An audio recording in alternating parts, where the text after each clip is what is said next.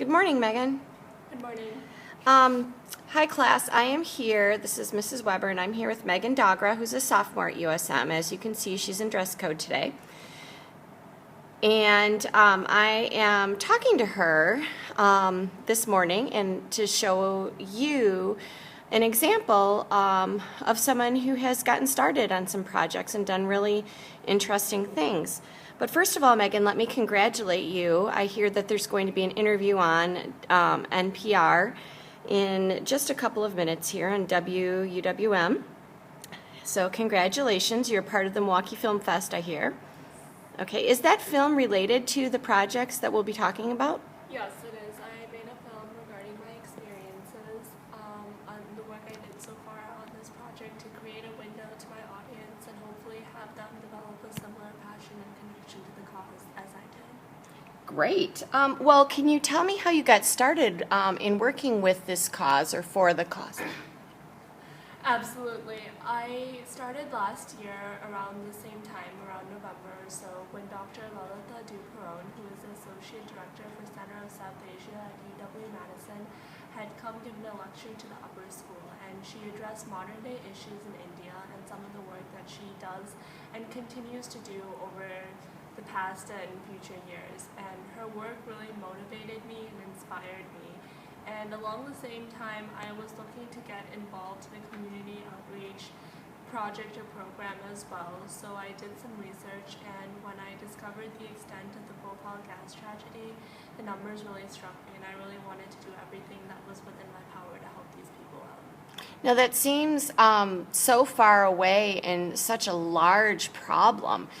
Can you describe the steps that you took to even try and do something to help with that? That to me seems just daunting. Well, after I did my research, I was able to get a basic estimate of the casualties involved in the disaster and what the people faced on December 3rd, 1984, which was the night of the tragedy when the toxic gas methyl isocyanide leaked from a pesticide plant in Bhopal, India, and caused severe health deficiencies and deaths amongst Bhopal's residents.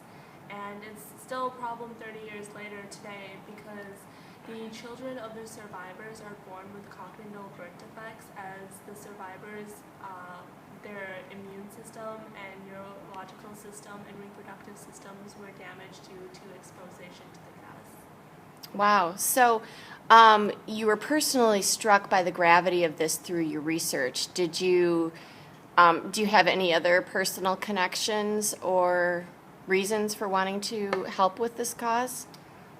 I particularly wanted to do something in India, as my family is from India, and visiting the country over the years of my childhood, I've witnessed the amount of poverty that lies amongst India's citizens today and the numerous number of issues the country continues to face and develops.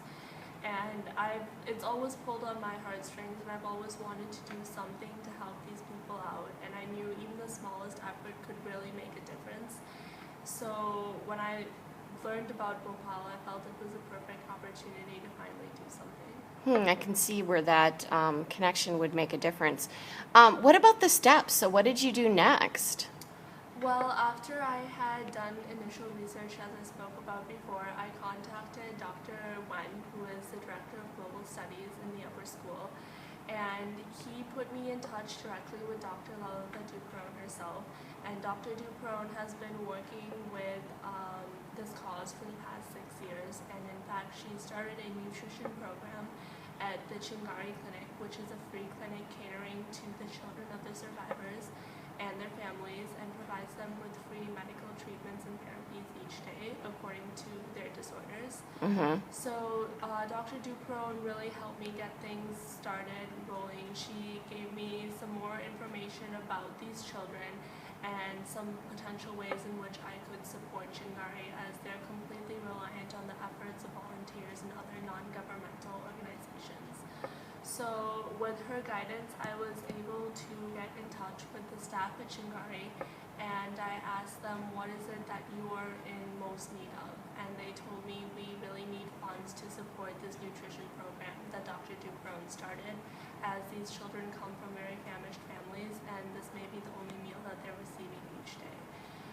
So after that, I started tapping into resources that I knew, tried to spread the word as much as I could on my end, and was able to get a few initial donations. And then in March of last year, I went to Bhopal and visited Shingari and Sambhavna, which is another clinic catering to women particularly affected by the disasters. They have menstrual irregularities and stillbirth and other feminine issues. So I spent the majority of my visit in Bhopal at Chingari, and I took footage of the children, the therapies they received, how the therapists work with them, the methods that they use to educate and help these children. And I was also able to speak with some of the mothers who are survivors themselves, and their stories were so powerful and incredibly moving. The amount of trauma they have faced in their childhood, many of them lost their families and their parents at such tender ages of 2 or 4 years old. And now 30 years later, when they decide to move on and hopefully have a normal life, they have a child born with cerebral palsy, mental retardation, deafness, blindness. These children's disorders go on, and it's very heartbreaking to see what they are forced to live with for a fault that is not even theirs. Now, you said that you raised some funds through people you know. What kind of people? I tapped into people who I thought would be interested in donating or did similar work to what I was doing, and some local businesses and corporations who I also thought would possibly be interested in sponsoring. Okay, wonderful. And Mr. York mentioned something at a local restaurant? Yes, on December 3rd, which is the anniversary of the tragedy, I am having a fundraising dinner at Bollywood Grill, which is an Indian restaurant in downtown, just across from Cathedral Square Park. And I plan to screen my documentary there, and I will have guest speakers such as Dr. Duke Brown and Dr. Rohatki, who is a distinguished professor at UW-Milwaukee and a survivor of the tragedy himself. And I will have them speak about their experiences and what they've witnessed so far in regards to the tragedy, and hopefully be collecting funds, and that will be my main fundraising event. Wow, that's very impressive. How did you make that connection with the restaurant? It's actually a fairly new restaurant that opened just last year. So, and I know that they have sponsored some charity events before, so I told them a little something about what I was doing, and they were very easy to work with and cooperative, and even put in some discounts regarding the hall and the food just to help me out as much as possible. Well, congratulations on your efforts. I know it's ongoing, correct? Yes.